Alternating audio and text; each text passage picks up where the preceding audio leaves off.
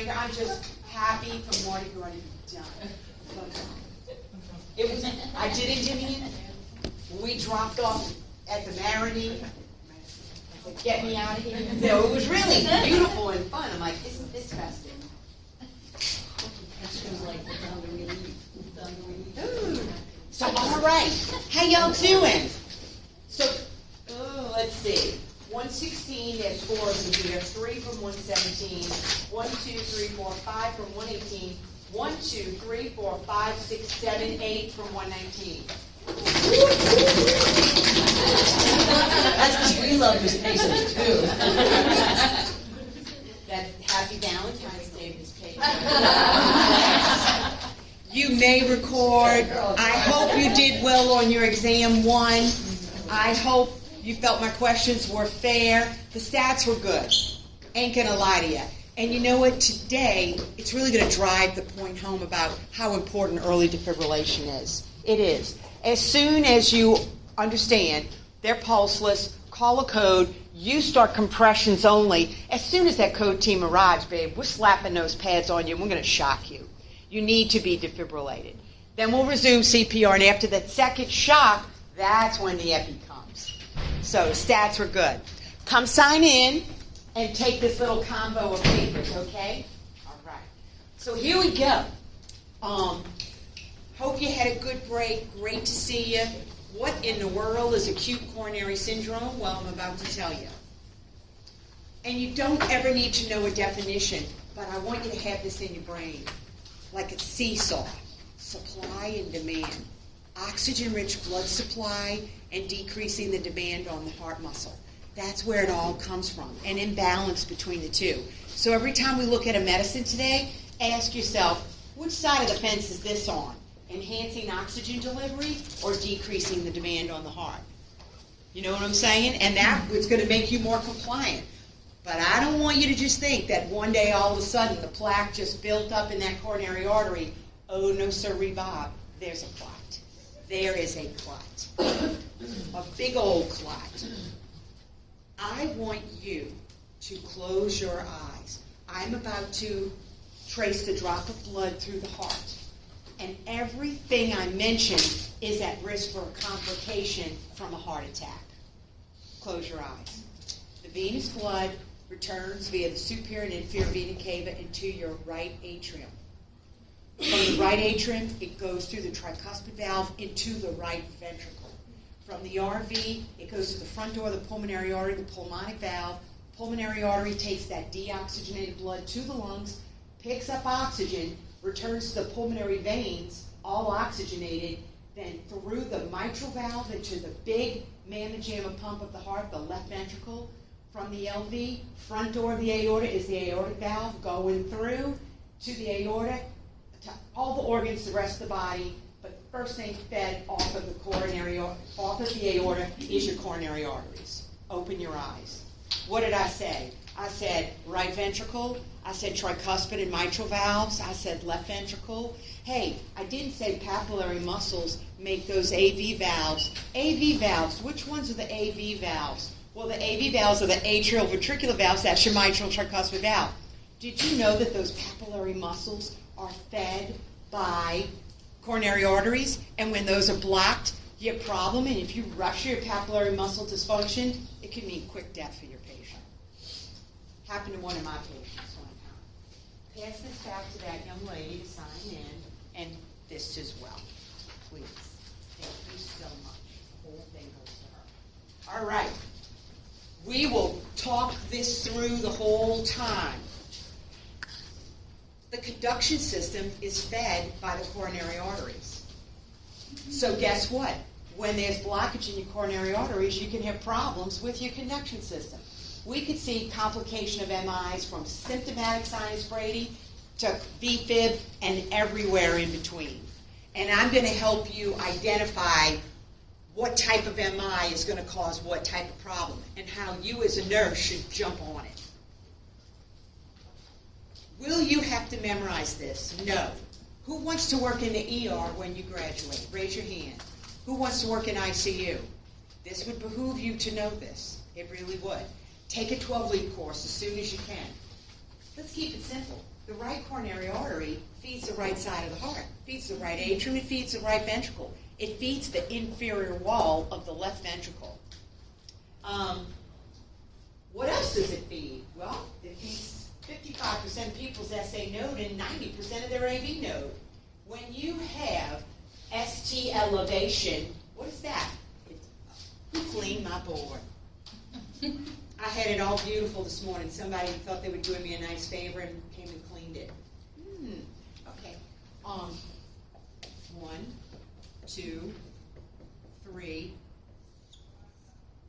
I don't like that one. Let me fix that. When you see this, it's ST elevation. Would you agree? That ST segment doesn't look like this. No, sorry, Bob. That S is elevated off of that baseline. It should have come down there.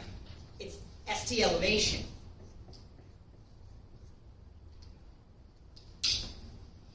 When you see it in those leads, again, that's not on your test, but who's the ER girl? I'm going to be looking at you a lot. Lead 2 looks down. Lead 3 looks down. Augmented vaulted foot looks down at the inferior wall of the left ventricle. When you see this, that's an inferior wall MI, we're running to the cath lab. And I want you to look at that. What's your first name? Christine. Christina. That's the RCA. I'll bet my house that's the RCA. What other structures are fed by the RCA? The SA node, the AV node? Go get some atropine. You're going to need it. You with me? That's the complication of an inferior wall MI. Hey, what else does it be? The posterior septum, interventricular septum? Yeah, this septal wall is muscle. And the back of that, from lack of blood supply, you can get a hole in that. What does that look like? What does that sound like? It looks like a very tachypnic patient that's desaturating, and you listen to him, and all of a sudden it's not lup-dub, it's shh, shh, shh, shh. Say, I need a doctor here now. You with me? They might need quick surgery. So there's my RCA, and that's the good one. Here's your LAD. The left anterior descending is the widowmaker. This is the one that if you have an occlusion here, you can have 50% sudden cardiac death from VFib. Why? Because that left anterior descending feeds the bundles, feeds the ventricles, feeds the anterior wall of your left ventricle, the big mamma jamma pump of the LV. Not the inferior wall, the front. It feeds the front of that septal wall. And it feeds the bundles. And even some people, the side of their heart. It's a bad one to be occluded. Check it out. The LAD comes off of the left main. Also coming off the left main is the next guy, the circumflex. And I had these slides developed for me by Genentech. Here's the circumflex. Feeds the side and the back of the heart for easy, simple purposes. And it picks up the slack on the SA node and the AV node. So complications of circumflex would be that symptomatic bradycardia again. Well, geez, Ms. Garrettson, you didn't mention what the complications would be for anterior wall. Sudden cardiac death, VFib, 50%. Cardiogenic shock. My anterior wall is now too pooped to pump. You're going to learn numbers from Ms. Pesos like cardiac output, 4 to 8 liters. Cardiac index, 2.8 to 4.2 liters. You're going to learn values that, it's less than 2.8. Well, that could be cardiogenic shock. That left ventricle's too pooped to pump, babe. They might need a ninotrope. Think about it, the flow of blood. Why do you think we did that? Because I want you to visualize it so you can back it up. If the LV's not moving forward well, where's it going to go? It's going to back up from the left atrium to the left ventricle to the left atrium to the lungs. What's that going to look like? Flash pulmonary edema, crackles, breathing fast, pink frothy sputum, O2 saturation of 84%. They need Lasix. Does that make sense? And MI can do that to you. Is it really coming together? Look how much you know. I'm just pulling it out of you. So there's the LAD and there's the good old Circumflex. I don't want any one of them to be occluded, but I'll go with the Circumflex if I have to choose one. I don't want any of them. You've already had inflammation with Miss Nelsia Alexis, and she taught the exemplar pericarditis. The innermost lining is the endocardium, myocardium. The outside of the muscle is the epicardium, like the epithelial tissue. And there's your pericardial sac, inside of which is just some lubricating fluid. Everything's kosher, everything's good, everything's fine, until you have inflammation of that pericarditis. Maybe from a virus, from the flu. 4 weeks after an MI, you'll see it's one of the last slides. It's called Dressler syndrome. Can you imagine how scary it is for a person who just survived an MI, went home, and 4 weeks later they have horrendous chest pain? But this time the chest pain's different. It worsens when they take in a deep breath. So we sit them up, we lean them forward, we give them NSAIDs. Does that make it sense? Scary. Scary. The coolest job I've ever had is this job. I love my job. It is a privilege to teach. It really is. But when I was a clinical nurse specialist, I had a post-coronary discharge club. You've had a heart attack. We're going to invite you and your husband to come to the group. It meets the last Thursday of the month. And it's like a support group with other people just like you. Each month I have a guest speaker cardiologist, a dietitian.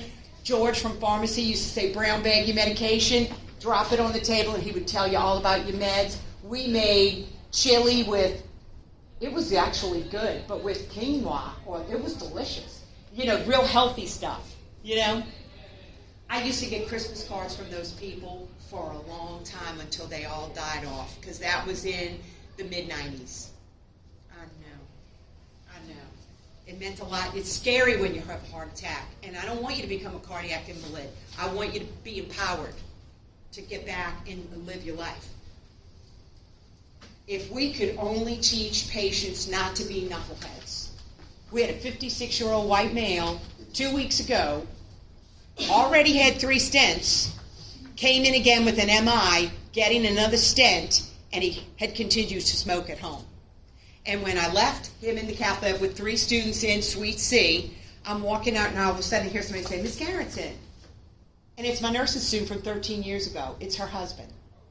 And he continued to smoke, and so did she. And I extended my hand. I said, now you promised me no more smoking. You have to stop smoking. You just have to. So there's risk factors. We can't change that we get older, that African Americans have higher incidence, that it's your first-line blood relative, your mom, your dad, your brother, your sister. Men have heart disease. They present at age 55, but we women at age 65.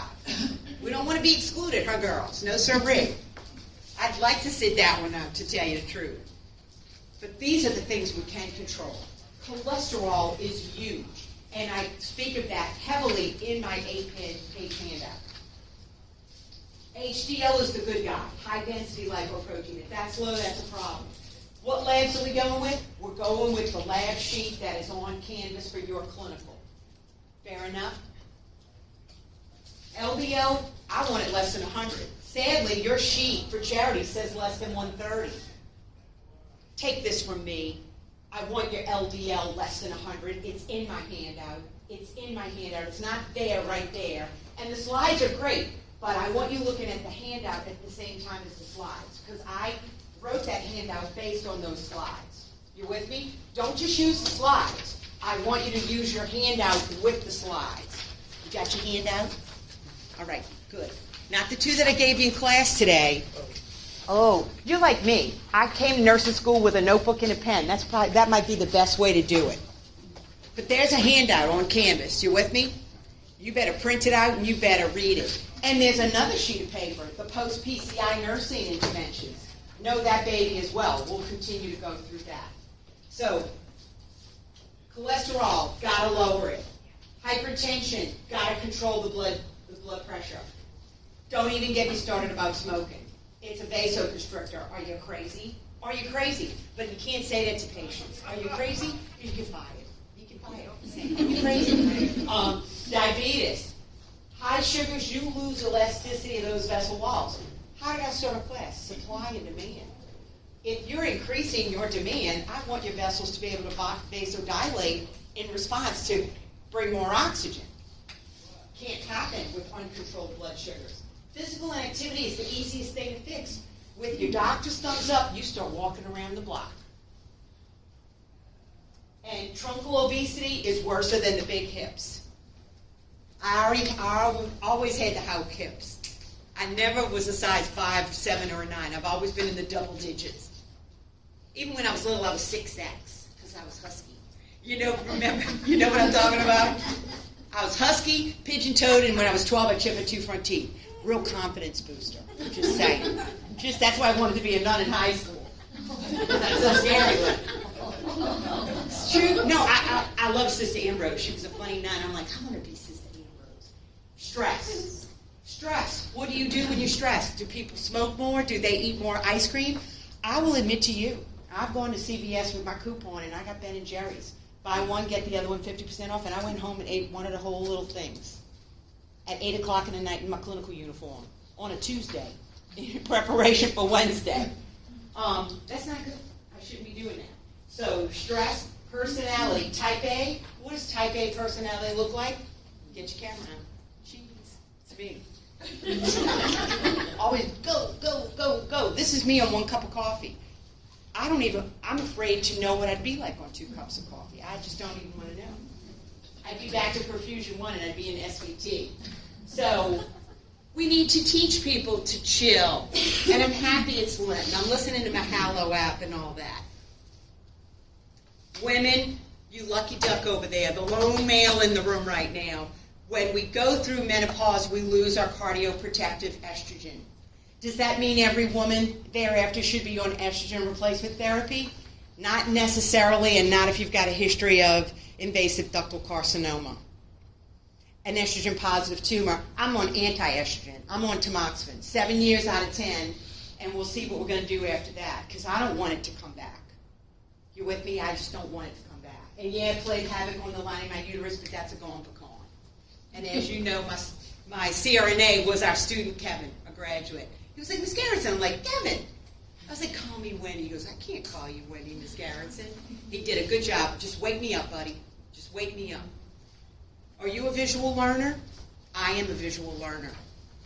Let's talk about the pathophysiology. Pull out your blank ticket to class. If you don't have a blank ticket to class, I'm hooking you up, buddy. Give me this. Because you're here. I'm so happy that you're here. Look at this. I'm going to make you 3 columns. And we're going to call this one unstable angina, non-STEMI, and we're going to call this one STEMI. And we're going to compare and contrast by patho, by 12-week ECG changes, by labs, and how in the heck do we intervene for each of these. Fair enough?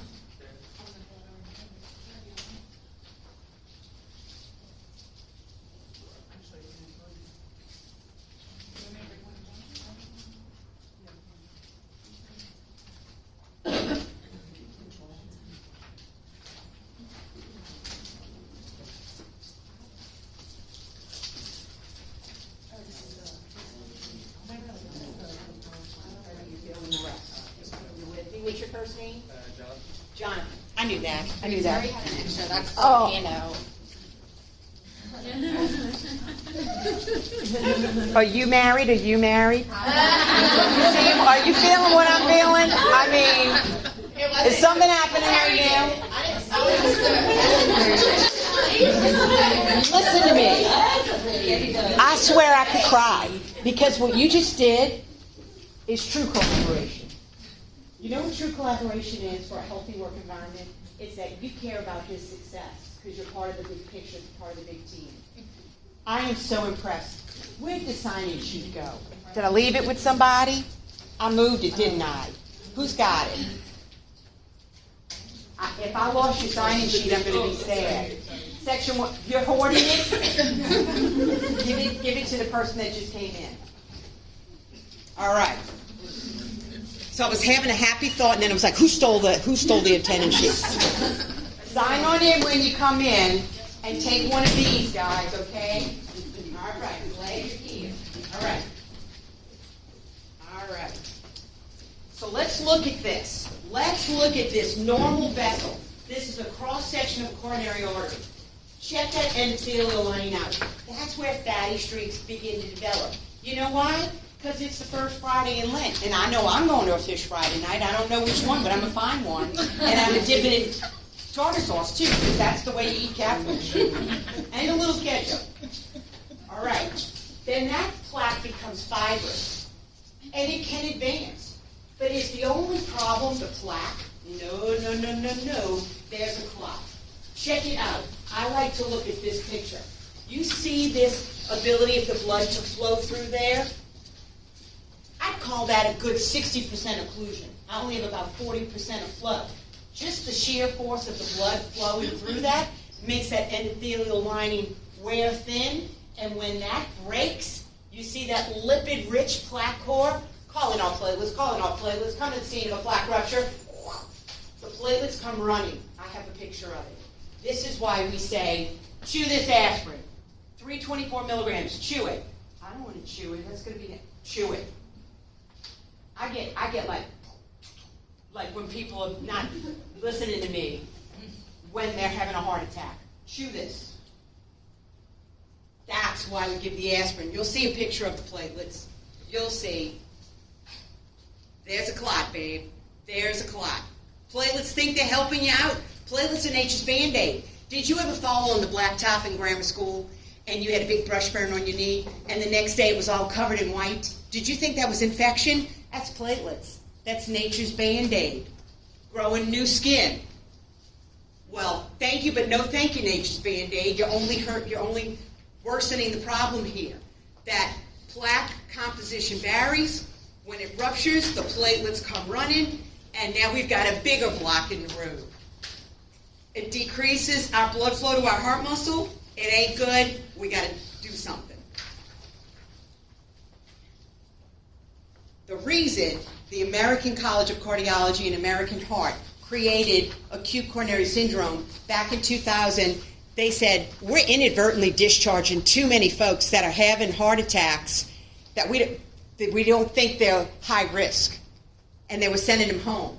So they said, let's create an umbrella term that looks like three entities. Unstable angina, which is chest pain at rest, which when I was a senior nurse at school in 1982 was called pre-infarction angina, kind of like a TIA to a stroke.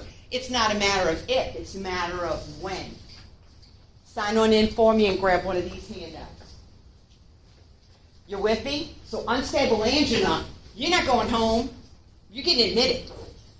Non-ST elevation MI, you're not going home. You're getting admitted. STEMI, look at this STEMI. You see this STEMI? We see that? We're running to the cath lab. I'll draw you labs, but I'm not waiting an hour to get them back. We're already in the cath lab. You already had 2 stents placed, and you're already back in CCU, and Wendy Garrison was ordering you a tracholator. True story. So let's divide those. We don't want to inadvertently discharge people that are going to be at high risk. If somebody came to me with chest pain, the first thing I would do is assess that chest pain. And at break, right before break, we'll do the PQRST. You've learned the PQRST. What precipitated the pain? PQ. What's the quality of the pain? R. Does it radiate? S. How severe is it? What time did it start? What time did it start is the most important thing. You know why? Because time is muscle. 1 hour, I really want to fix you within the hour. Really. Even 12 hours out, fibrinolytic therapy won't work for you. I'll get there. You got to know 2 more words. Risk-benefit. What's the benefit of a drug? When should we not risk it? Because it's too risky. The risk would far outweigh the benefit. Okay. This is your underlying patho. I hope you printed out your ticket to class. If not, recreate it. Jonathan has his. Wink, wink. Okay. So for unstable angina, what I wrote on his patho, 2 bullets. Lipid-rich plaque core. You see that plaque underneath that endothelial lining? It's very lipid-rich. You think statins are important? Oh, yes. Very important. More important than we ever knew. Lipid-rich plaque core, and there's nature's Band-Aid calling all platelets. Look at that. That is the exact same underlying patho for unstable angina as well as the non-ST elevation MI, which by virtue of definition is an MI. It's a myocardial infarction. It just doesn't have that ST elevation. Come to think of it, Miss Garrettson, as we move across, the STEMI also has those same two bullets. Lipid-rich plaque core, calling all platelets. But I see a third thing.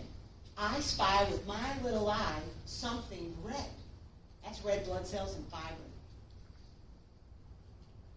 Write that in your STEMI column under patho. Bullet 1, lipid-rich plaque core. Number 2, platelets. Number 3, RBCs and fibrin. So I'm telling you here and now, the standard would be get me to the cath lab for that ST elevation MI. We're running. But what if you're in a hospital with no cath lab? There are more hospitals that don't have a cath lab than do. What are we going to do then? Fibrinolytic therapy, babe. Who and only who of these three players, unstable angina, non-STEMI, or STEMI, would benefit from fibrinolytic therapy? The STEMI. I'll say those words again, risk-benefit. Would there be any benefit to giving fibrinolytic therapy? What the heck is that, by the way, Ms. Garrettson? I'll refresh your memories. You've gotten this in pharmacology. Activase, alpha-plase, TPA, tissue plasminogen activator, fibrinolytic, busts through the clot, literally eats through the clot. Heparin only prevents a big clot from getting bigger. Fibrinolytic, it literally converts plasminogen to plasma. It's the Pac-Man that eats through the clot. It's fantastic. But it can't distinguish between bad clot and a good clot, so it could cause a head bleed. So you gotta weigh risk-benefit. There's no benefit here, only risk. Fair enough? And I remember what I said. Beyond 12 hours, fibrinolytic therapy wouldn't work for you. So my two bits of advice are, live close to a hospital with a cath lab, and don't dilly-dally when you have chest pain. Make sense? I know. Those are words of wisdom. So how are we feeling about the underlying patho? Do you understand then why each and every one of these folks, unstable angina, non-STEMI, and STEMI, chew this aspirin? If we're going to do anything first, that's what we're going to do. And of course, I am not going to say the patient is a GI bleeder. Don't even think that. This is a patient that can get aspirin, chew the aspirin. All of them can benefit from that. We said we're running to the cath lab, our STEMI guy. ST elevation on the EKG. Are we running to the cath lab for unstable angina and non-STEMI? No. We'll go tomorrow. They can all go to the cath lab. They can all benefit from the cath lab. But we're not running to the cath lab with these guys. I asked Jessica LeBlanc a couple of weeks ago, we're running to the cath lab. I said, you feel the burn? She goes, no, I'm a marathon runner. I'm like, oh, okay, fine. I was feeling the burn. Just a little trot like that. I was feeling the burn. She goes, no, I run marathons. I'm like, okay. It's fine. Whatever. Hyatt, isn't that something? Do not panic. Somebody presents. Assess the chest pain first, PQRST. We get a 12 lead. On that STEMI tracker that I gave y'all, it says, was that 12 lead done within the first 5 minutes? Our case study guy, we did it in 4, so that's pretty good. But we're still going to need the labs, because I got to tell you a little crazy something. And I wish this slide was there for another slide. Your lab work will be negative for unstable angina. I'm talking troponin, I'm talking CKMB. It's negative, but it will be positive for your non-STEMI. And you've got a slide on that. And of course it will be positive for your STEMI. But do you think I'm waiting an hour for the labs to come back before I bring my STEMI to the cath lab? No, sirree, Bob. We already went, got 2 stents, and he's already back in my unit watching as the world turns. Look how much you know. You've got this slide, pencils down, don't write a word. You've got a lipid-rich plaque core. Just the sheer force of blood flowing past it makes that plaque rupture. Platelets get activated, clot forms, decreased flow. you've got a patient in the ER, either with unstable angina, non-STEMI, or STEMI. How do we know who's who? We need the 12 lead and we need the labs. The non-STEMI and unstable angina are closely related, but they differ in severity. Who's more severe? The MI, the non-ST elevation MI. Occlusion is significant on the non-STEMI to have positive markers. Your troponin is positive. Your CKMB is positive. We'll talk about numbers later. We will use the labs on the Canvas lab sheet that y'all use for clinical. Even though some of my slides are a little off, that's the one we're going with. Unstable angina, the markers are negative. I'm about to show you a cool picture after this cool picture. Christina, right? You said you want to work in the ER. Do you tech there now? Checked it a few times, not a whole lot. Okay. There's going to be a day when some of the docs says, one of the docs, a cardiologist or ER physician tells you to give 5 milligrams of metoprolol IV push. And you are going to push it mighty slow, and I'm going to teach y'all how to push that. Why? Because you've got ischemia. You've got diminished blood flow. And that hurts your cells. They get hypoxic. And that hurts their membrane integrity. And that decreases contractility. Hey, cardiac output is equal to heart rate times stroke volume, right? And 3 determinants of stroke volume are your preload, volume, and stretch. Afterload, that's your vessels. Are they too tight hypertensive or too wide? Oh, I think it's the septic shock. Or contractility, too poop to pump. Well, you're too poop to pump here. And that decreases your cardiac output. And that lowers your blood pressure. But God created us to say, hey, baroreceptors, do your thing. Fight or flight, babe. Here comes the adrenaline. Here comes the catecholamine surge. What's that going to do? Increase your heart rate and constrict your vessels. Is that a good thing to do when somebody's having a heart attack? Forget about it. No. So the doctor's going to say, go ahead and give the first 5 milligrams of metoprolol. How will you do that? The first thing you will do is put your hands on the patient. Warm and dry, good. Cold and clammy bed. Okay, warm and dry. Good, good, good, good, good. Get a manual blood pressure. If that blood pressure was 86 over 54, would you even entertain giving that metoprolol? No. You're going to be a thinking nurse. You are going to know what every med does and why you should give it and why you should hold it. You will be a thinking nurse. So in order to keep that in line, get a manual. Then I'd slap that non-invasive blood pressure cuff on them, the nib, and I'd cycle it for 3 minutes. So when I'm pushing that 5 milligrams of metoprolol very slowly over 5 minutes, the blood pressure cycles, it dipped down to 84. Hey, doc, you still want me to give it? His systolic dipped down to 84. No, hold it, Christina, thanks. Who is she? Where'd she go to school? Who taught her heart attacks? You with me there? That would only increase your O2 consumption, and that's not good when you're having a heart attack. Does this make sense? Our case study's really going to pull it all together. I know what you're thinking. I want to know in rank order, what should I do first? In our case study, I know. I am one. I was you. I was worse than you. But you're going to be doing it all at the same time. You'll see in our case study how they rock and roll. I think I drew a pretty good ST elevation, but this is also pretty nice.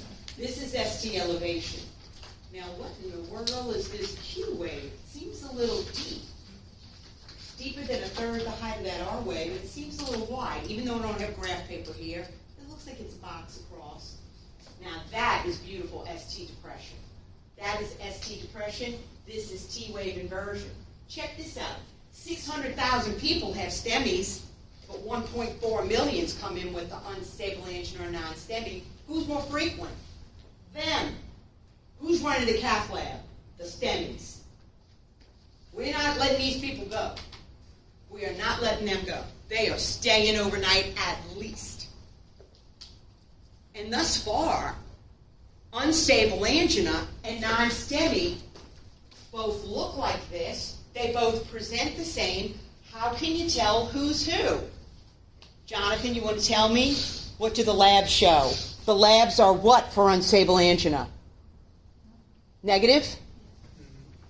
You see that little piece of paper I drew you, buddy? Oh, yeah. I wanted you to keep it open. Work with me here, Jonathan, work with me here. They're negative. What are the markers for the non-STEMI, Jonathan? Positive.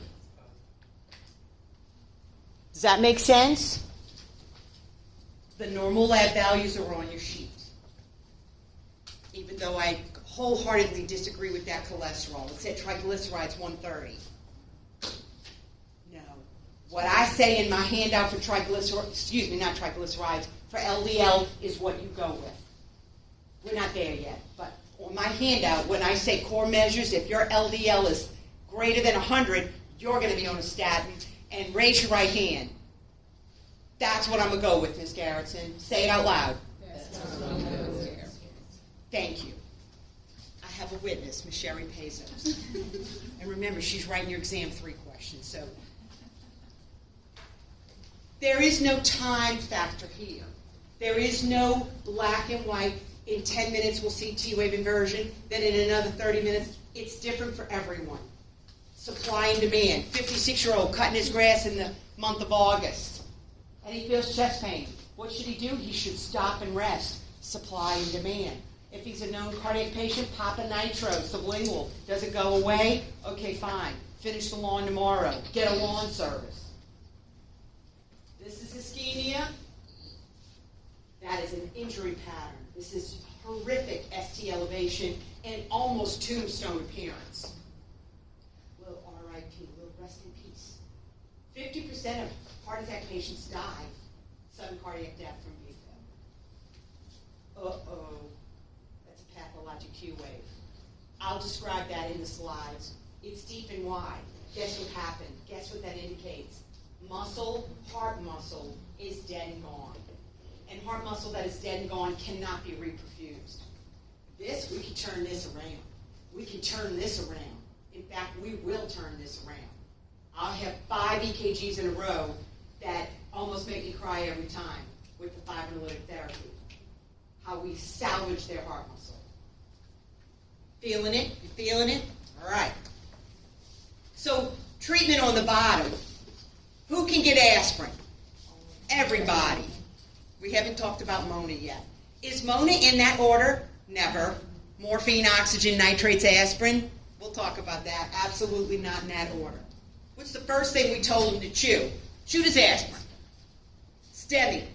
Sustained arterial thrombus, more severe, we're running to the cath lab. There's your pathologic Q waves. They mean infarction. They stay on the EKG forever. This is old. 12 lead done in 10 minutes, don't make me laugh. Even your STEMI tracker says the 12 lead should be done within 5 minutes. It should be done within 5 minutes. Because guess what? Why did I give you a STEMI tracker, an ST elevation MI tracker? Because it's the standard of care to meet the mark. To meet the mark of 0 to 90 minutes door to balloon. That D2B is door to balloon. 0 to 90 minutes. EJ's got different goals for themselves, 60 minutes. I've seen him do it in 18, I've seen him do it in 22. It's pretty impressive. But our case study guy, we didn't meet the mark that day. It was a Sunday, and we dropped the ball.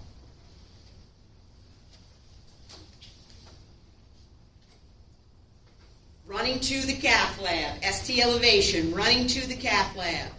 Look at this 12 lead. This is how a 12 lead is set up. Lead 1, lead 2, lead 3. Augmented voltage right, augmented voltage left, augmented voltage foot. V1, V2, V3, V4, V5, V6. Remember Perfusion 1, the pre-class workbook? Your V leads are all there. V1, right sternal border, 4th intercostal space. V2, left sternal border, 4th intercostal space. V3, skip it, we'll come right back to it. V4, mid-clavicular line. Where's V3? Smack in between 2 and 4. Where's V6? Mid-axillary. Where's V5? Smack in between 4 and 6. You want to get a correct 12 lead that you can interpret, put the leads where they belong. If you put the leads haphazardly in the wrong place, what are you measuring? Not what you're supposed to be measuring. You see anything wrong with this picture? ST elevation. ST elevation. 4, 5, and 6. I'm talking anterolateral. Then it's a couple of combinations. It could be the LAD and the CERT, or it could be a left main occlusion. That ain't a good one to be blocked. There's a lot going on there. Let's get that patient to the cath lab. You with me? That leads you to Ms. Pezos. All anterior walls lead to cardiogenic shock unless you and I save them in the ER. Unless we teach them really well so that next time they have chest pain, they won't dilly-dally and they'll call 911 and come right to us. And we'll meet the mark of our 0 to 90 minutes. Or our 0 to 30 minutes door to needle for fibrinolytic that we'll talk about. You with me? Q waves. Dead and gone. Can't salvage that. They always stay on the EKG. Wide and at least a third the height of that R wave. You're not responsible for knowing this combination, but Christina, I would know it if I were you. Have you ever been to an ICU, ER break room and saw this poster? This is a very common poster. And it's just a nice thing that says leads 2, 3, and AVF. Look at the inferior wall of the left ventricle. V1 and 2, some folks refer to those as the septal muscle leads. I like to say V1, 2, 3, 4 is anterior, V5 and 6 is my low lateral, lead 1 and AVL are my high lateral. And then there's a summary chart, which includes the culprit artery, 2, 3 and AVF, RCA, baby. What other structures are fed by that? Oh yeah, the SA node, the AV node. Go give me some atropine. Just to water feeble spirits. If you go get it, you won't need it. You know what I'm saying? Who's going to be a night nurse? Leave the light on in an empty room. The minute that somebody turns that light off, the phone's going to ring. It's going to be the ER with an admit. I'm just saying. I learned that from Beverly Slimmer, and it is true. I'm very superstitious. Leave a light on in an empty room. You're not responsible for this, but you want to have fun at work, you want to be empowered, take a 12-lead class. We're not letting anybody go home. They're all being admitted because they're at high risk to die. Prolonged breast pain, chest pain at rest. Come on, seriously? Troponin's elevated. New ST depression. How will we know it's new? Look on your computer. Get their old records. Look at their old records. That is one real perk of computer charting. Sustained VTAC. Well, that's never good. But I'm going to teach you what a reperfusion arrhythmia is. A short little burst of VTAC is, woohoo, he is perfusing. You with me? Pulmonary edema. We trace the drop of blood through the heart. If you have a big old anterior wall and the LV is too pooped to pump forward, where's blood going to go? Left ventricle, left atrium, lungs. Tachypnic patient, respiratory rate 26, O2 sats 88%, P frothy sputum, what's going on? Flash pulmonary edema is what's going on. They need a diuretic. Heart failure is what they're going home with. Once you diagnose, you got it. Stage 1, 2, 3, or 4. Okay, heart failure patient, you're going to go home now. You're going to weigh yourself every day. And if you gain more than 3 pounds, you call the doctor and we're going to bump up your diuretic. You've learned that in level 2? Good. How would we know they have a new onset murmur if we didn't ever listen to them to begin with? You get report, you listen to your patients, even in the ER. You treat them like they're your patient and you do a head to toe after you've changed your shift. Because what they said in report may not be what you find when you go check on your patient. But if you yourself had a good baseline assessment at 8 and you heard looked up, and now all of a sudden they're acutely short of breath an hour and 15 minutes later, hit the call button and you hear shh, shh, shh. Doctor, come listen to this. Something's going on. Something's going on. S3. That's ventricular overload. Tennessee. That's an atrial gallop. That's even worse. Hypotension, Brady, tachy, older, all at risk to die. You're staying. Cross-section of the vessel, lipid-rich plaque core, endothelial lining broke, platelets aggregated, we have an occlusive thrombus, and our lab work bumped for everybody but the unstable angina. Troponin. We're doing good. It's the big one. Your lab sheet for clinical says a troponin greater than 0.03 is critical, and I'm good with that. I'm good with that. On your slide somewhere, I'll show you a slide, but I'll show you our guy's range. I said greater than 0.04, which is what it used to be at EJ. It's darn close. And we'll talk about greater than 7% of the CP. What are you talking about? We remember CPK, creatine phosphokinase. It's in all the muscles in our body, but that's not specific to heart muscle. But MB band is myocardial band. So you'll see in our case study, if that total CK MB is greater than 3 to 7% of that total CK, it's an MI. But I have a great example in our case study. Your lab sheet says a troponin level greater than 0.03 is critical. Disregard this, okay? Don't worry about this. Your lab sheet says greater than 0.03 is critical. Our guy in our case study, his troponin was 6. 6, not 0.03. I guarantee that man is dead and gone now. Myoglobin rises and falls quickly. I'll show you a picture. C-reactive protein sound familiar? Did Ms. Nelsie Alexis say, hey, that's an inflammatory marker? There's an inflammatory component in the MI process. And because my husband, Dave Garrettson, when he had chest pain, I brought him to Dr. Bourgeois. His dad had an MI at the age of 40. Dave is not a smoker. He's not overweight. He plays pickleball every Tuesday and Wednesday. He's got a heavy hand with peanut butter. And I brought him to see Bourgeois. His cholesterol was high. So was his CRP. Bourgeois didn't just put him on a statin. He put him on a double dose of statin to rob Peter to pay Paul.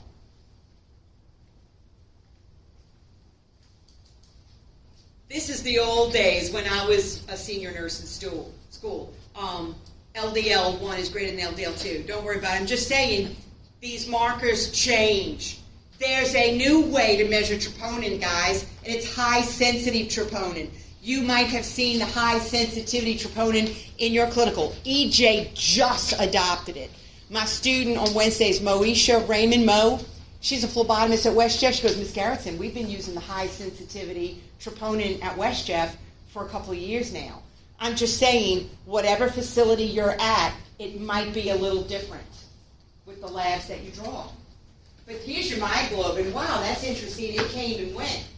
Why would that ever be helpful? Well, if you re-extended your heart attack the next day, that would be very helpful. But typically, we never draw myoglobin. But we do draw troponin, and we do draw CK&B. The orange guy is the troponin. You telling me, Ms. Garrettson, it literally takes 3 to 4 hours to even rise? Well, what if my patient having chest pain came to me in the first hour? Well, then his first set of markers would be negative.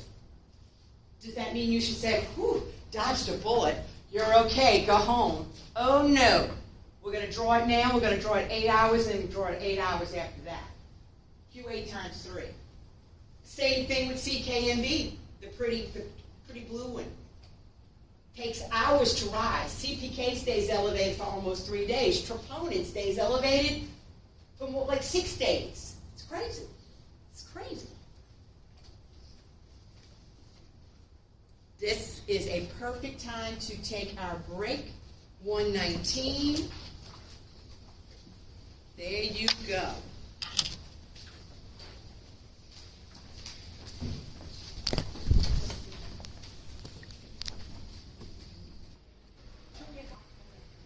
Eating an apple? Yeah. That's a nice healthy That is a nice healthy snack. Good for you. She's eating Slim Jims back there. Get on my block.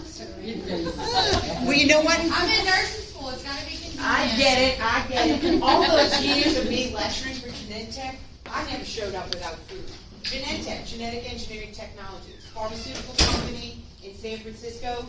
Their address is 1 DNA away. They have double helix shrubbery around the plant. What does Genentech make? They make activates, Alteplase, TPA, tissue plasminogen activator. Why do you think I know so much about TPA? Because for 23 years I've been talking the talk. It's great for stroke. It's great for a STEMI if you're at a facility with no cath lab. 2 milligram cath low activation, you can declot your central line. Because you ain't giving a vesicant chemo unless it's a two-way street, showing a nice brisk flow and a good blood return. You with me? I'm just saying. And so yeah, in my years of training, I never showed up without food. Hot donuts.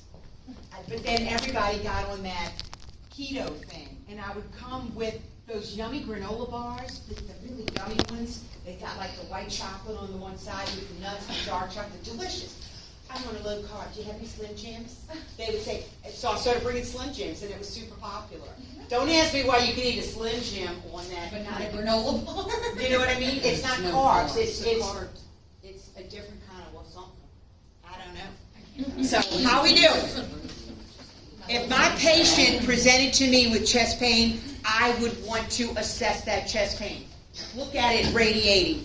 It's not just down the left arm or the right arm. It could go up to the neck. It could be jaw pain. You might think, oh, they got a bad tooth. Get a 12 lead. Get a 12 lead. If your patient ever says, and this is not for the test, this is for life, it's sharp, through to my back, they're dissecting their aorta, get a surgeon.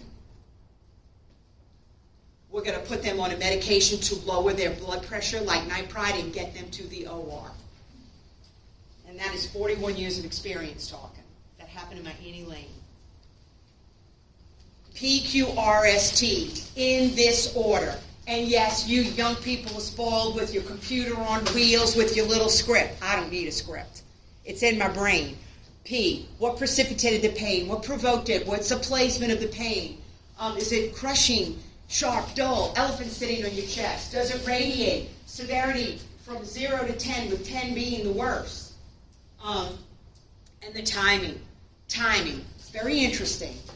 We did mention this, but we'll mention it again. 12 hours out, there's no benefit of fibrinolytic therapy. Time is muscle, guys. It's a risky med to give. It's very risky. 12 hours out, you're only going to cause a bleed and not help them at all. We had our 56-year-old white male 2 weeks ago present, previous history of 3 stents, continued to smoke. Knocked me over with a feather. In with another MI, getting a 4th stent. When we asked him after the fact, he came to CCU Bed B. When did you call 911? Well, it wasn't the first hour. The first hour I was in denial and just saying, this has got to be indigestion. This has got to be indigestion. Please, this is indigestion. And then he, after an hour, then when his 10 became a 10 on 10, that's when they called 911 and they brought him en route. And he goes, and that's when I made the decision, I will not smoke again. And I gave him my hand. I said, you swear to me that you will not smoke again. And that's a pinky promise because I didn't believe him the first time. And I said, you can't smoke anymore. You can't smoke anymore. You can't. You think people do it? Guys, good luck to you. I'm not passing the baton just yet. I'm not done with nursing for a good long time, but it's hard to make people listen to you. Who's a parent? My nursing students sometimes listen to me better than my kids have over the years. And years go by and they're like, oh, I should listen to you. I said, I know. Hey, not everyone presents with chest pain. Sometimes they have chest pain equivalents, like diaphoresis. Hiccups. Classic with inferior wall, irritation of the diaphragm, hiccups. Get a 12 lead. Nausea, vomiting. I just don't feel good. Get a 12 lead. Little old ladies and diabetics don't feel their chest pain. How do you assess perfusion? Well, you know, laying of the hands, warm and dry, good. Cold and clammy, bad. I'm going to take a manual blood pressure. I'm going to auscultate my heart sounds, and I hope I hear aortic pulmonic tricuspid mitral. Not shh, shh, shh, shh. Jugular veins. Be fair, nurses. Don't lay your patient flat. Everybody's got JVD laying flat. Put them up at 30 degrees. If they've got neck vein distension, I don't know about you, but in Nursing 101, back in the day, they taught me, listen to your lungs. Maybe they're in heart failure. Your lungs are crystal clear. Systolic is low. This is not on your test, but you know what's going on, Christina? They're having a right ventricular infarct. Inferior wall MI, we said 2, 3 in AVF. The RCA is included. The RCA also feeds the right ventricle.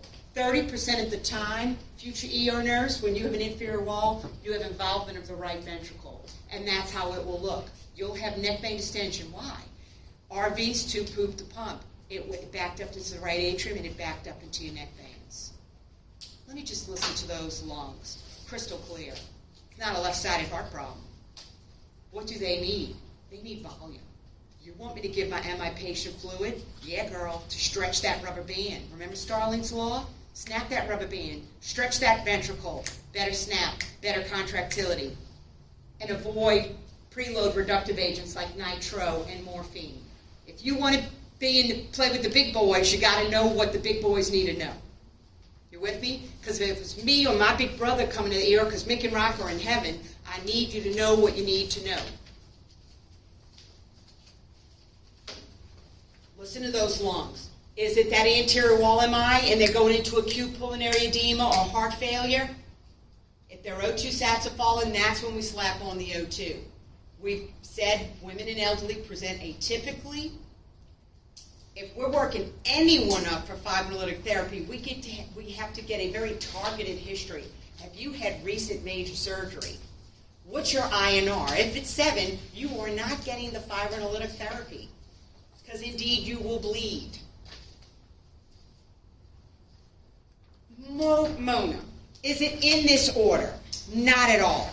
In fact, we don't even give morphine anymore. We did in the 80s. We give IV nitroglycerin, and I will teach you how to administer that, how to titrate it up, how to titrate it down. If they have breakthrough pain after they're on 300 mics a minute of nitro, then I'll give you morphine, but we typically don't, because I need this MI patient to be awake and alert and communicating with me. I don't need them obtunded. Oxygen only if we need it, and everybody got the aspirin. There's not going to be any GI bleeders on test 2. They're getting the aspirin. Chew the aspirin. We're going to go through each of these meds step by step. And if anybody did read ahead at my handout, you will see that there's a section called Core Measures. Core Measures is kind of like VAP protocol. It's the standard of care. You're an event. These are 5 things that we're going to do. VAP protocol, head to bed up, PPI, Lovenox, chlorhexidine, scrub the mouth, and sedation vacation. It's today the day we're going to turn off the sedation, you're going to wake up. That is a biblical proportion. So are core measures, and that's coming later in your handout. You've had a heart attack. You're going home on a beta blocker. You're also going home on a baby aspirin. If your LDL was greater than 100, you're going to be on a statin and get the dietitian to come give you some low-fat sample diets. And if your ejection fraction is less than 40%, you're going home on an ACE. So, hey, guess what, nurses? Guess what you got to know? Metoprolol, atenolol are beta blockers. Lisinopril and enalapril, those are ACE inhibitors. You think I'm going to use words like beta blocker and ACE inhibitor on the test? No, I'm going to give you names of drugs, and you need to know what that drug is. All right. Unless there's a contraindication, CI, they're going home on a beta blocker. But And remember how I always like to say for perfusion, as long as you can ambulate, cerebrate, and urinate your perfusing, that's the perfect description for somebody on a beta blocker. How many times have you heard of a patient being on a beta blocker and they felt lousy, so they stopped taking it? Maybe it was your family member. Maybe it was your favorite uncle. Maybe it was you. You communicate that to the doc, but as long as they can walk, think, and tinkle, we're good. And once you fix it, Goldilocks just right, leave it alone. What in the heck is ventricular remodeling? I don't want you to get an egg in your tire. You ever had an egg in your tire on your bicycle? It's a ballooning out of the inner tube. It's a ballooning out of the ventricle. It's potential for a ventricular aneurysm. I want your ventricular muscle wall intact. I don't want a section to become weak and get thin. That's ventricular remodeling. You with me? Nitro.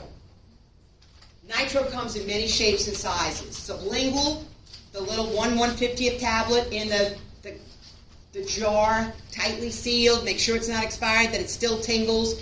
It's a venous dilator, 3 under the tongue. If that doesn't do it, call 911. You come in. We ain't giving that for this purposes of this test. We're doing IV nitroglycerin.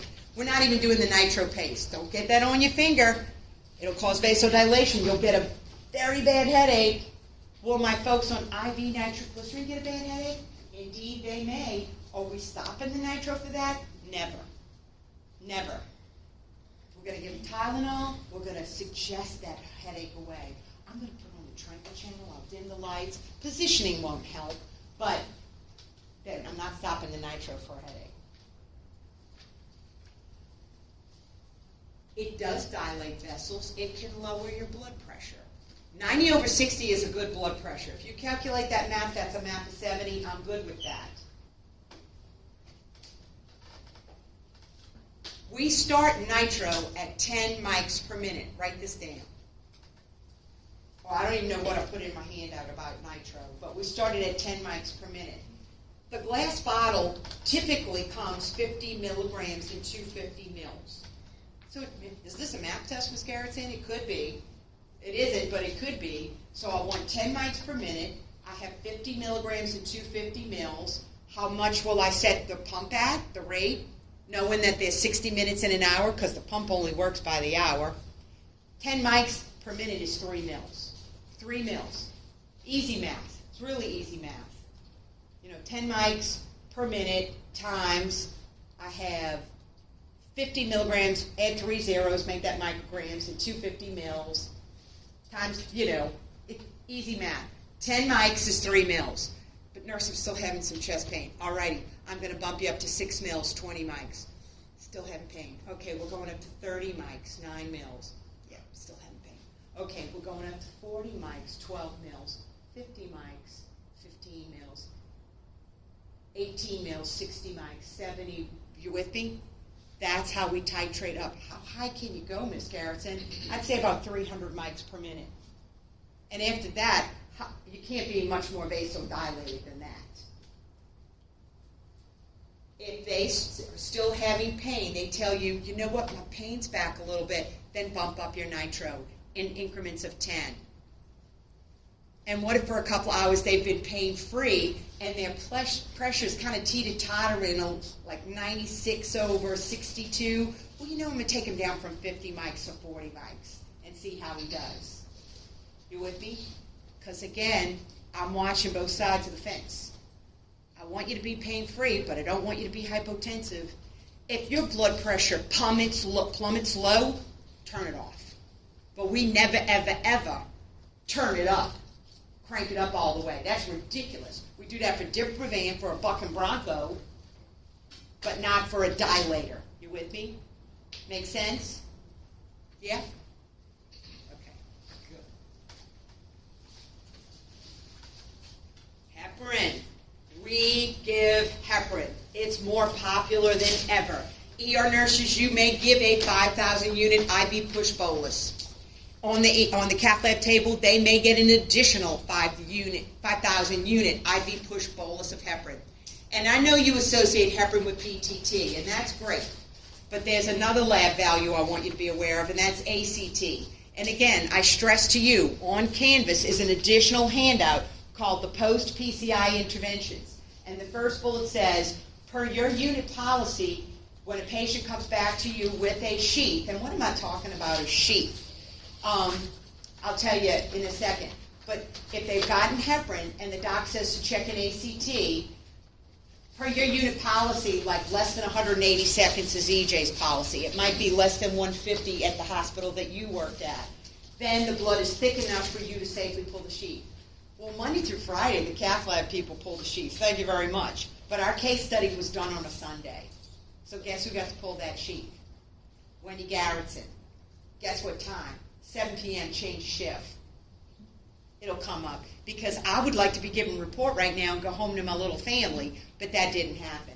It said at 7 p.m., day nurse, check the ACT. If it's good to go, pull the sheath. And it was good to go. I was praying, please, God, please, God, be elevated. Please, please, please, please be elevated. But it was perfect.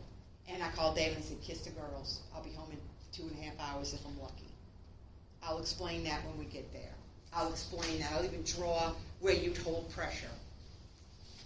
Because think of the meds that this patient just got. Aspirin, heparin, other antiplatelet meds, they will bleed. I'm now in no hurry to pull the sheath until the sheath is ready to be pulled. The blood needs to be thick enough. Where there is heparin, there is an ACT, and that's an activated clotting time, and it's on that extra handout on canvas. Have you ever seen somebody on therapeutic Lovenox? I'm not talking about the DVT prophylaxis dose of 30 milligrams once in the morning, sub-Q belly. I'm talking about 1 mg per kg, 60-kilogram man gets a 60 milligram dose, BID. There is no blood marker that looks at the anticoagulant effect of Lovenox. We get it. It works on factor 10A. Where does heparin work, by the way? In the clotting cascade on antithrombin 3. I want my clinical students to know the difference of where one works and where the other works. It starts to work immediately. It peaks in 4 hours. It starts to wane in 12. That's why we give a second dose. This is therapeutic Lovenox for a heart patient. Very exciting when we see it. But now that Tulane came over, everybody's on heparin. 5,000 units sub-Q in development. I'm just saying. So check it out. What have we learned? Cross-section of a vessel, lipid-rich plaque core, plaque ruptures, platelets adheses, activate, aggregate. You got a clot with red blood cells and fibrin. That's STEMI, and we're running to the cath lab. Does that make sense? Good. Good, good, good, good, good. This is an autopsy slide. This is how important the clot is. That's the break in the endothelial lining. This is my lipid-rich plaque core. Look how big the clot is. That's why we're giving that aspirin and that heparin and the other antiplatelet meds. Does that make sense? The culprit is the clot. What happens when those platelets get activated? They get very Velcro-like receptor sites on them. They want to hold hands via fibrinogen molecules with another platelet, so we need to blanket that. And there was a class of drugs super popular in the 2000s to 2015, even a little later than that. ReaPro, which our case study guy got, and Integral and eptifibatide. It blankets that. It's like, hey, platelets, knock it off. Separate. Separate. They think they're doing you a favor, nature's Band-Aid, but they're like, you're just blocking the road, buddy. I need some oxygen-rich blood flow to get through. And we give that in cahoots with the aspirin and heparin. So are patients at risk for bleeding? Yes. This is 20 cheerleaders on the platelet saying, give me a C, give me an L, give me a U, give me an M, give me a P, clump, platelets count. This is where your aspirin works. It blocks thromboxane A2. That's where your ticagrelor works, P2Y2. What is that? Well, now's as good a time as any to break out this sheet. I gave you this sheet. Yours is just black and white. It looks like this, and it's two-sided. I got the pretty colored one. What in the world is this? Well, it's dual antiplatelet therapy in hand at discharge. EJ does it. Every hospital should do this. Dr. Soto, you just put in a drug-eluting stent. That's a stent coated with a medicine. And what you going to do? What you going to order for the patient? Dual antiplatelet therapy, and don't forget the statin. He's Hispanic, and he sounds like Zorro every time he says it. Aspirin plus one of the three. Are they getting the Plavix, clopidogrel, the Effient, prasugrel, or the ticagrelor, Brilinta? One of the three, not all three. We don't want to kill them, but one of the three, and don't forget the statin. And because some people can't afford their meds, there's a Walgreens on the first floor of EJ. That patient is going home with a brown paper bag with a 30-day supply of ticagrelor. And a case manager on the case to say, let's make sure he can get his meds. That's how it should be done. Because if you stop taking these meds, that stent will snap shut. And I will see them a month later, I'm like, oh, man, I couldn't afford my meds, babe. Happens. I'm moving this. I don't want anybody to take my pretty colored copy. It's my only one. All right. You know, not every older couple has 4 good kids that could advocate for their parents. many a day I'd go to a doctor's office and say, can I get some samples for Mick and Rock? They were broke the end of my life. They're rich in love, and if you measure how rich you are by love and how well you were fed, then I was rich. If your ejection fraction, which is just the percentage of blood pumped out by the left ventricle, 55 to 70%, if it's less than 40, you're going home on an ACE. What's an ACE? Something like a Nelapril, Lisinopril, one of those prills. It too decreases ventricular remodeling.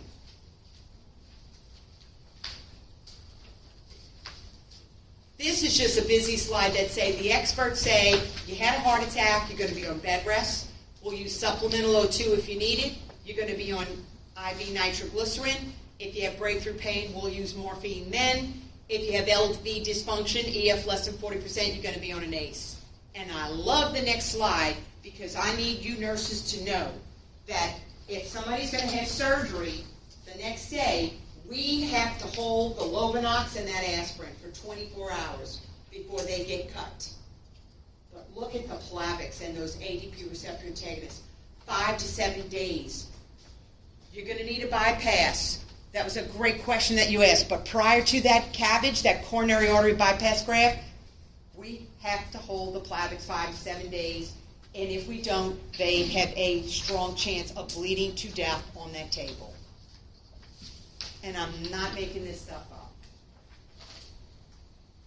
And they did studies that said, hey, Plavix is the bomb. That was long, long, long ago. I still see that pharmaceutical rep all the time. Let's do it for a month. It was so good, let's do it for 9 months. How about a year? How about indefinitely? Or until the doctor tells you to stop taking your Plavix or your Brilinta. Now, for testing purposes, we go with clopidogrel, generic. Ticagrelor, generic. Calcium antagonist. If you can't handle a beta blocker, the doc might put you on a calcium antagonist. Morphine, I rarely these days give morphine for chest pain. We're treating them with nitro. I need this patient awake and alert and answering my questions. I don't want them obtunded.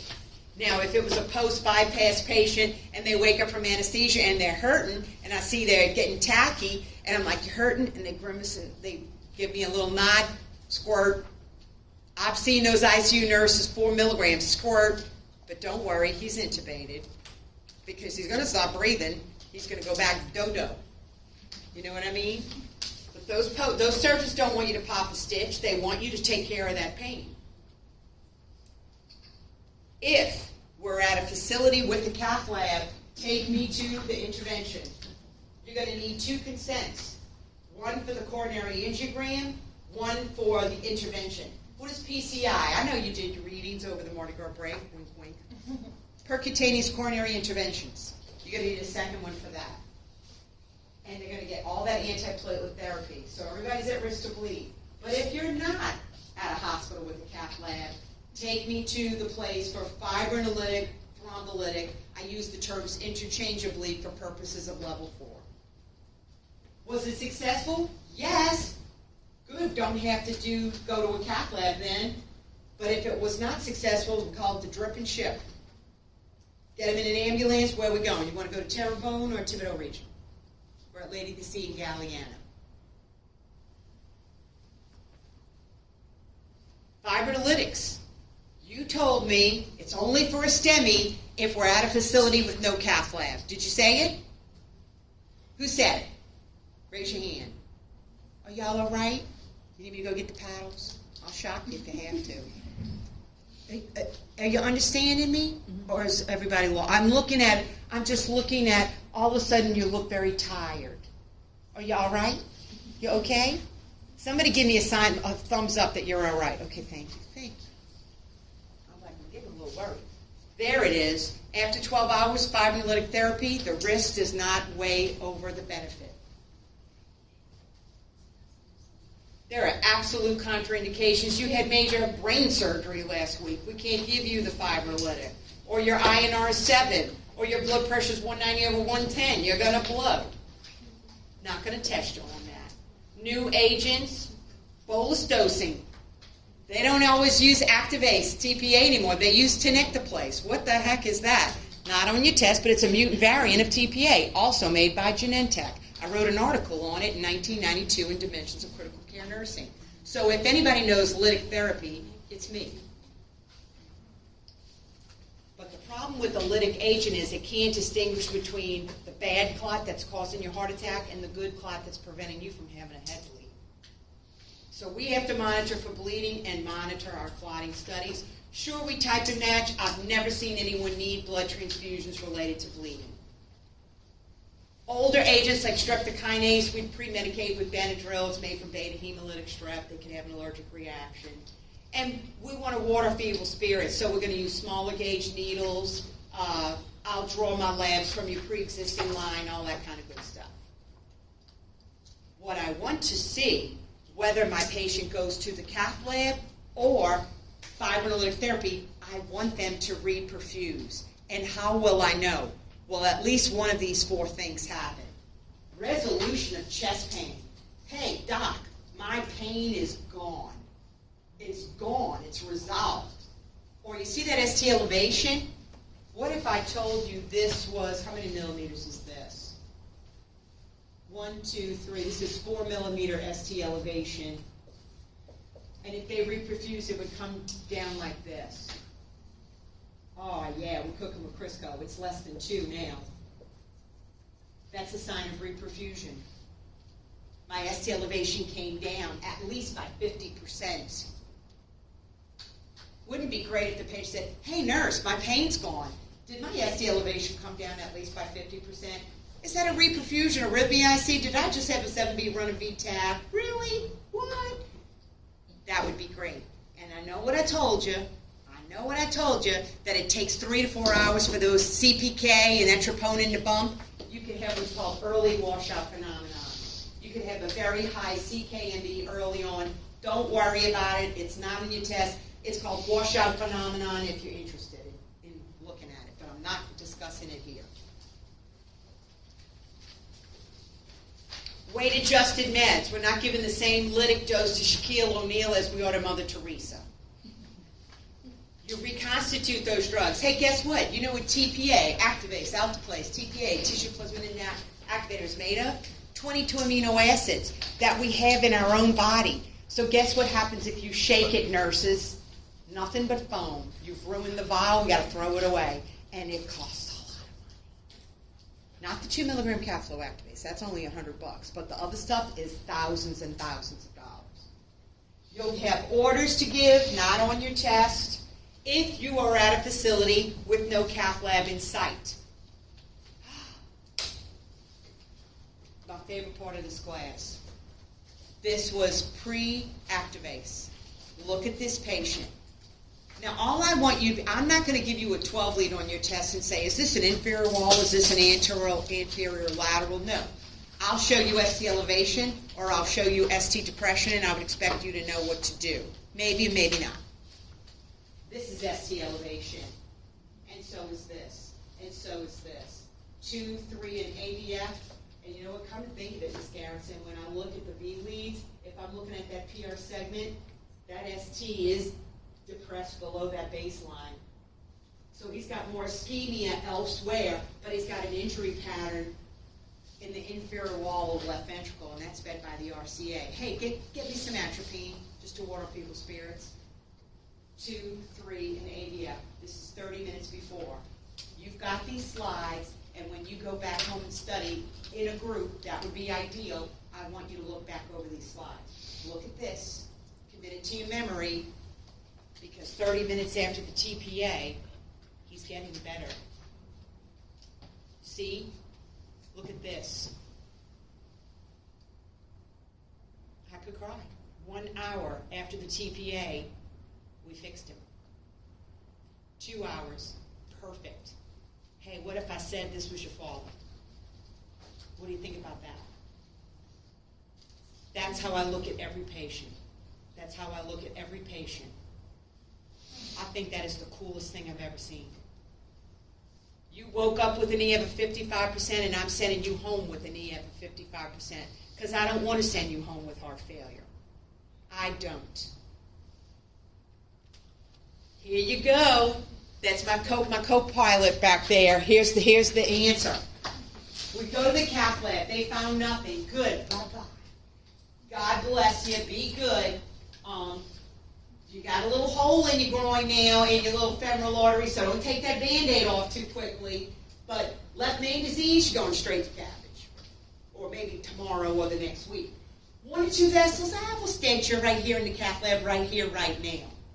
Or 3 or more vessels with LV dysfunction, let's go ahead and do a cabbage. Cabbage surgery, it is amazing, guys. I'm telling you, Dr. Engelhardt, the man is quick. Say he had a 3-vessel bypass to do that rolled at 7:30. I promise you that patient will be in ICU by 11:30. And my student gets to go watch the surgery. They're standing on the stool by anesthesia. I said, if you feel faint, eat breakfast. If you feel faint, fall backwards. Do not fall into the sterile field. We'll suit you up in the ER. And it's quite an incredible experience. And they watch them grab the left internal mammary artery to the LAD. They take part of the saphenous vein. If there's a blockage on I-10, guys, let's just bypass it and go around on vents or airline. That's what a bypass is.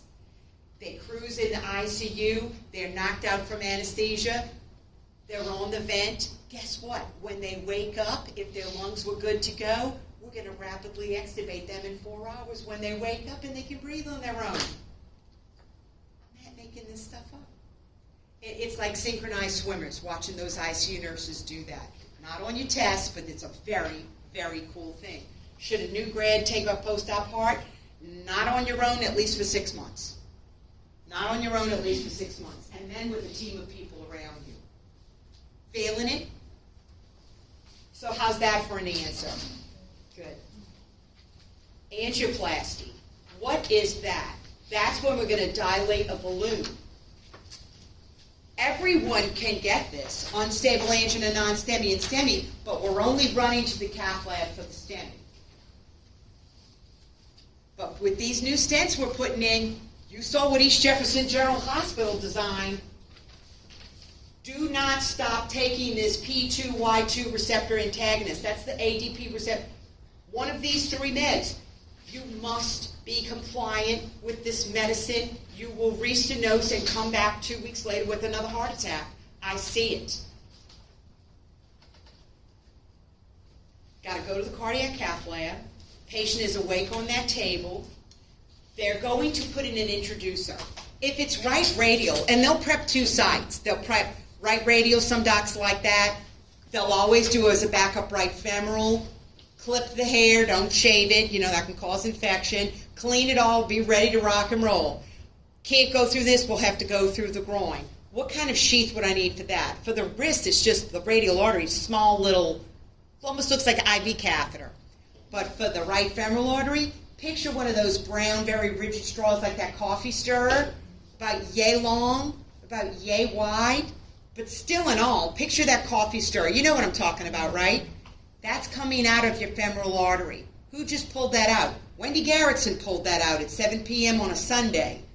So what is Wendy Garrettson going to do?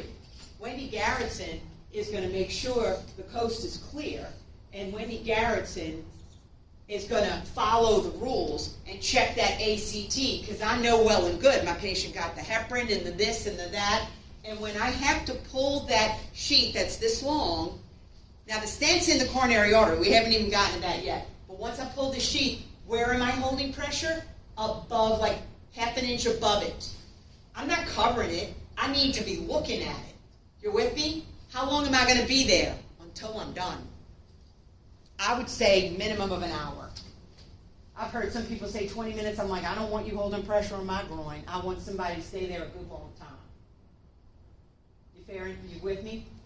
Hold that thought. Because yesterday, when I finished the class, a student said, I've got a stupid question. What's the sheath? And I hadn't explained it, so I've explained it now. You feeling good about the sheath? It's just a conduit. It's just a little tunnel that the doc's going to put the wire in, then he'll put the catheter over the wire. And we haven't even gotten to the stent yet. Outpatients should be taught to monitor for bleeding at the site. nurse, I feel something warm and wet. Hold pressure, babe. Call 911 if you're home by then. Don't take off that dressing. Oh, the scab just came off.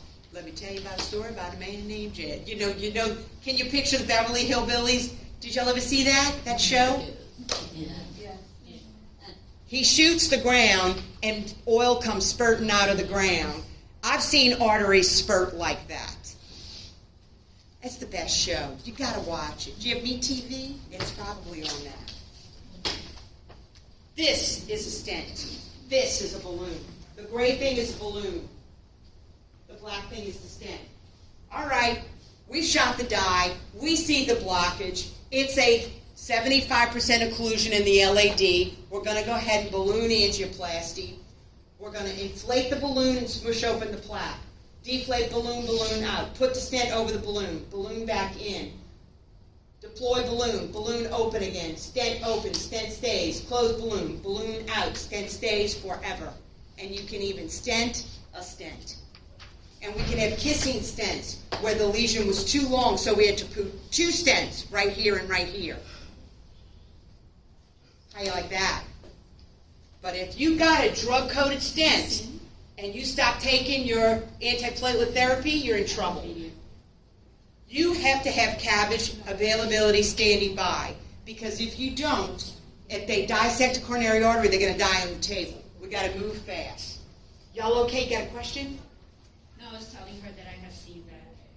Then I have a picture because she didn't see. I was going to show her a picture. It's in your book. Yeah. I hope it's in your book. I have Tell a me this video is in your too. book. I saw it. It was really cool. Google drug-eluting stent. Thank you. Percutaneous transluminal coronary angioplasty. I gave you these words to know before you come to this class on my SLO page, and I expect you to do the readings and look at the pictures so you know what I'm talking about. But if we dissect a coronary artery, you got to be ready to go to an OR. That's why a lot of folks don't have a cath lab, because they don't have an OR ready to do a cabbage. And think of all these other meds that they've gotten. So we're going to monitor for bleeding. In fact, I like those first 2 things in rank order. You just had your stent placed. You're coming back to me. My name's Wendy in CCU. Sir, what I'm going to do first is look at your right femoral site. I have my gloved hands on it. I'm going to palpate for a hematoma. I'm looking for a retroperitoneal bleed. I'm assessing distal pulses. Now I'll take your blood pressure. Why? I'll tell you why. Because one day I'm like, hi, I'm Wendy. How you feeling? Any more chest pain and shortness of breath? No? Good. Great. Oh, warm and dry. Excellent. I'm going to take a manual. And I'm taking the manual, and in the corner of my eye, on the white sheet, I see red. Like a bounty paper towel, I see blood filling up the sheet. And I look underneath, and it's spurt, spurt, spurt, spurt. Kelly, I need some help in here. You with me? So you check the site first. What might they put on the radial artery? The TR radial band. What is that? It's in your handout, and it's on your teaching sheet on the post-PCI interventions. I gave you a YouTube video that I expect you to cut and paste and know it. It's a test question. You've got to know the TR radial band. Fair enough? If it's not on test 2, it could be on the final. What is it? It's a pillow of air. And every 15 minutes, we let a little air out. Ooh, I see blood. I see blood. Well, then put the air back in. Doesn't that make sense? Of course I want them to reperfuse. When I pull a sheath, I say, hey, Kelly, Vicky, I'm getting ready to pull the sheath. I'm going to leave the door open. I got the atropine right here, and I'm looking at the monitor. So if you're Brady down, my friend, I got you. Well, I don't got you. I'm going to have somebody else and come in and push that atropine because my hands are staying here. Does that make sense? Okay.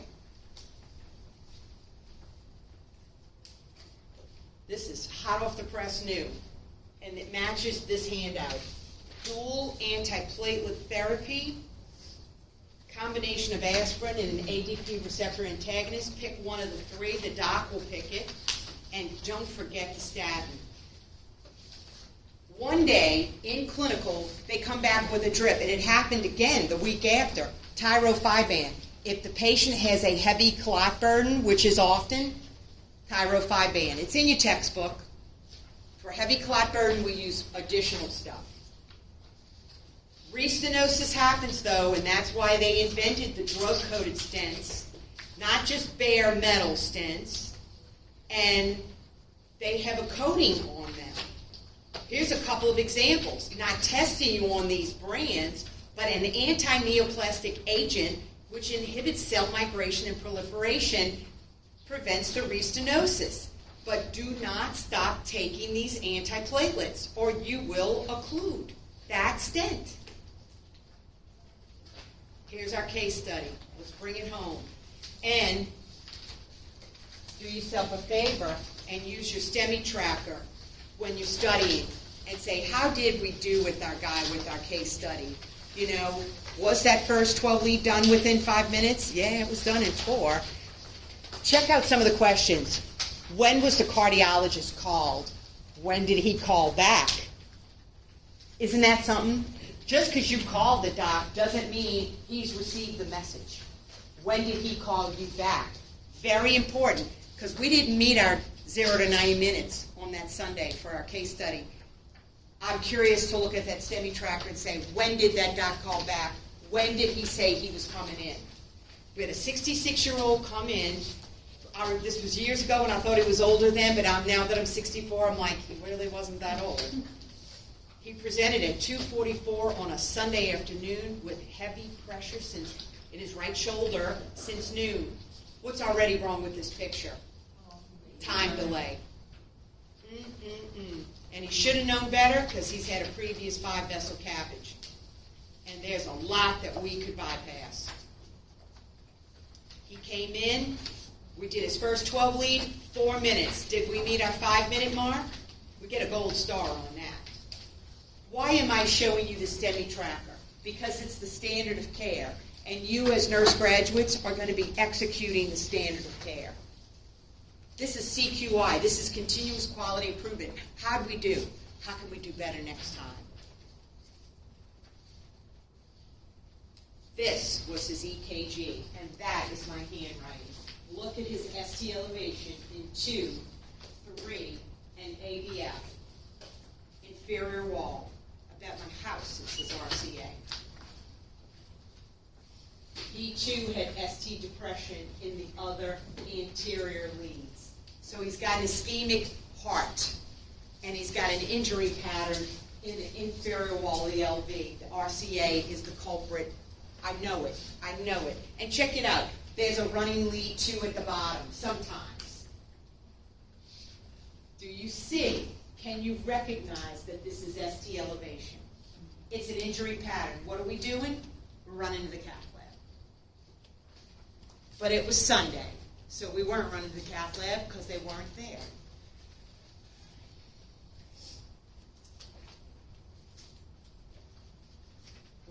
At 3 o'clock, 16 minutes after he arrived, we called him out. All at the same time, 5 nurses. One put on some nasal O2. Another one said, chew this aspirin. Another nurse gave a 5,000 unit heparin bolus. This is all with orders from the doctor, mind you. One started the first dose of metoprolol, and you know how I want you to give metoprolol, slowly, carefully, with a baseline blood pressure, and I want you to be a thinking nurse. Know when to give it, know when to not give it anymore. And started the IV nitro, 10 mics per minute. Gave the second dose of metoprolol, and the third, and bumped up his nitro. He was still having pain. We did a second EKG, and I'm here to tell you, look at his original one. His ST elevation hasn't changed, but his ischemia, it's improved a little bit. Just with the oxygen, the heparin, the metoprolol, and the nitrates, we're fixing him a little bit. It's gone in demand. Did we enhance any oxygen delivery with the oxygen and that nitro vasodilating him? Did we decrease any demand with the beta blockers? You bet we did. You're with me? So we got his metoprolol, we bumped up his nitro, he's improving. 333, he came in at 246. Come on now. Cath lab, they said we're here. Pre-treat with Benadryl and Valium. We don't do that all the time, but we did that day. Do not ask me why there was an additional 25-minute delay for the cardiologist to get there. Where were you? A barbecue on the North Shore? Where were you?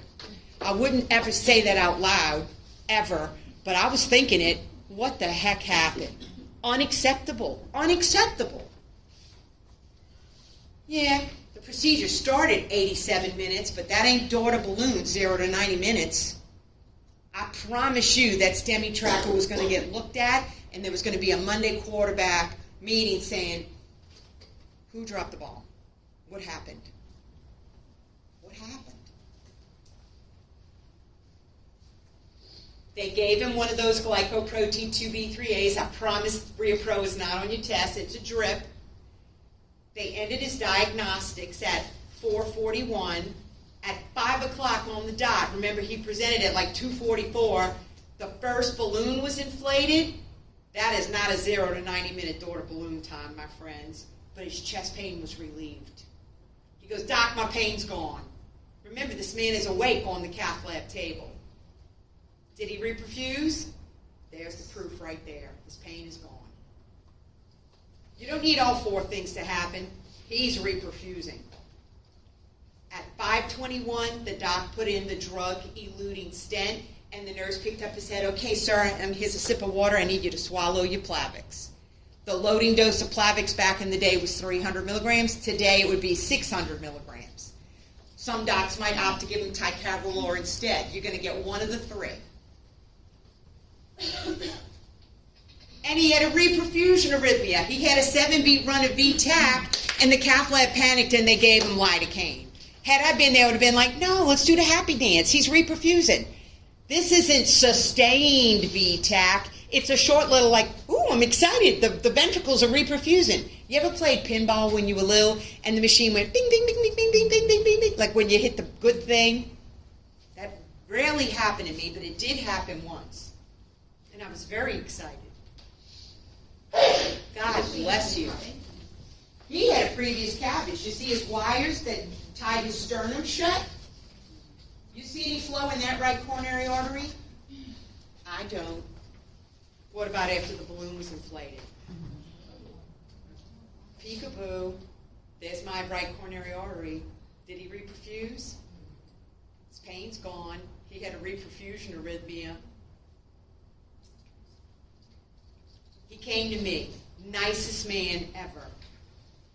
He was on the following. His nitro was at 40 mics. He was still getting the ReaPro for several more hours, and we were starting to flush out that dye. Dye hurts kidneys. When Dr. D talks about kidney failure, a intrarenal cause of renal failure is dye. The BUN creatinine going in versus the BUN creatinine coming out. Normal saline, 80 mils, 10 hours. That was for this individual patient. His third EKG, I'm going to show it to you in a second. His ST elevation went away, but guess what he was left with? Q waves, which means he had some depth of heart muscle. He dilly-dallied, we dilly-dallied. If you don't know, dilly-dally means we didn't meet the mark. When I looked at those orders and said 7 p.m., Wendy, you should be giving a report and going home, check the ACT. And that's what's like, please, please, please, please be prolonged. Please, please, please don't be able to pull it. Please, please, please. It was less than 180. The blood was thick enough for me to pull the sheath. So I called Dave and I said, kiss my girls. Because I wasn't going to make it home before 9:30. And they were little. ST elevation's gone.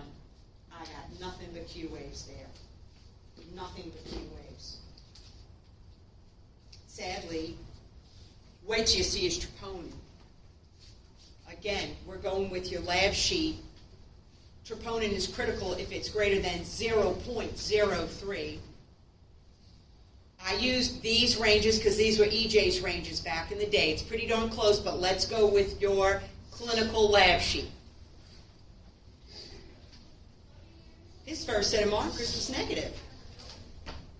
Should I have said, thank God, bullet dodge, buddy. Whew, whew, that was a close one. You're going home. Heavens no.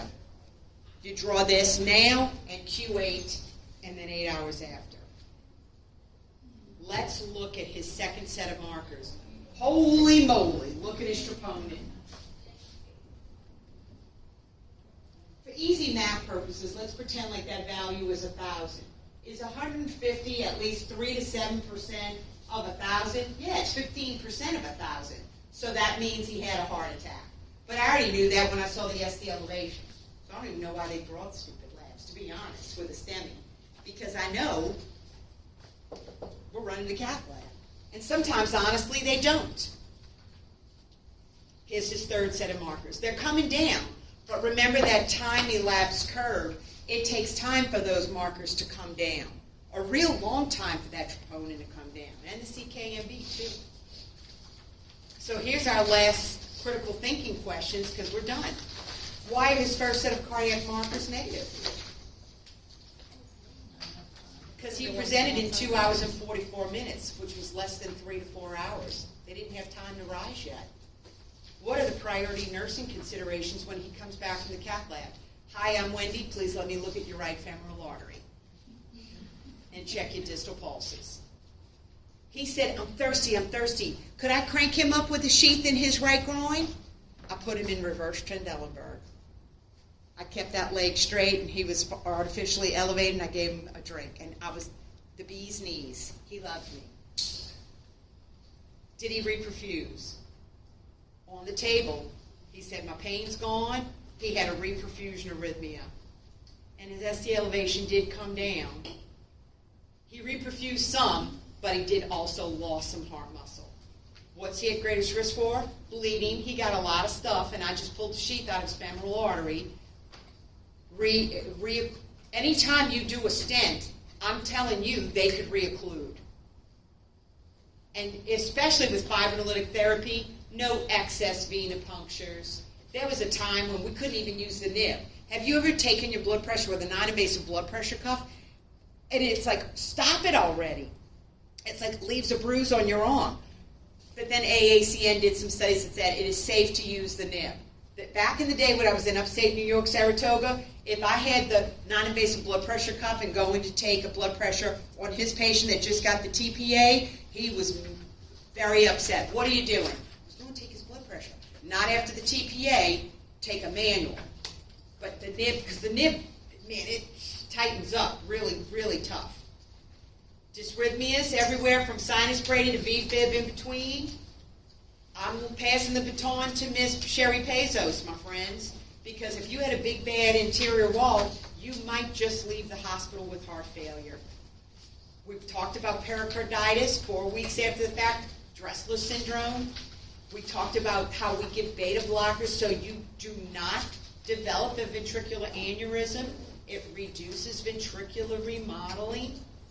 And we talked about papillary muscle dysfunction. All of a sudden, those AV valves can't open and shut, and all of a sudden you got a dead patient. That requires immediate surgery. And check that out. See that slice in the ventricle?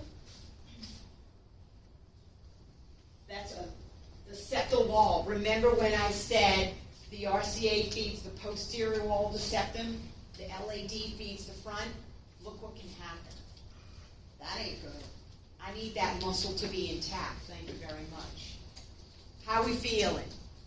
MI's dangerous. 50% of the time, your MI patient will die of sudden cardiac death from VFib. That's why early defibrillation matters. So, teach your patients well, particularly this. Live by a place with a cath lab, and if you ever have chest pain, don't dilly-dally, call 911 and come to the hospital. And nurses, meet your bar. Any questions?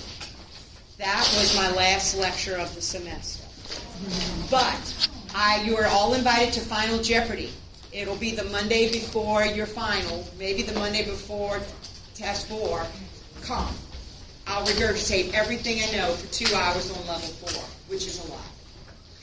So when you go in, say you have chest pain, you start to get chest pain, you call 911, you have your emergency, you get there. I want you to call 911, and I want your husband to bring you. Because he can't do CPR with his elbow while he's driving you to the hospital. So we get there, they're going to do your first set of labs, right? They're going to check your markers. If they haven't elevated that, how long are they going to keep you Darling. to keep doing that? Like how many times will they We let you draw do it, say for easy math purposes, we drew it at noon, we'll get it at 8 p.m., and we'll get it at 4 a.m.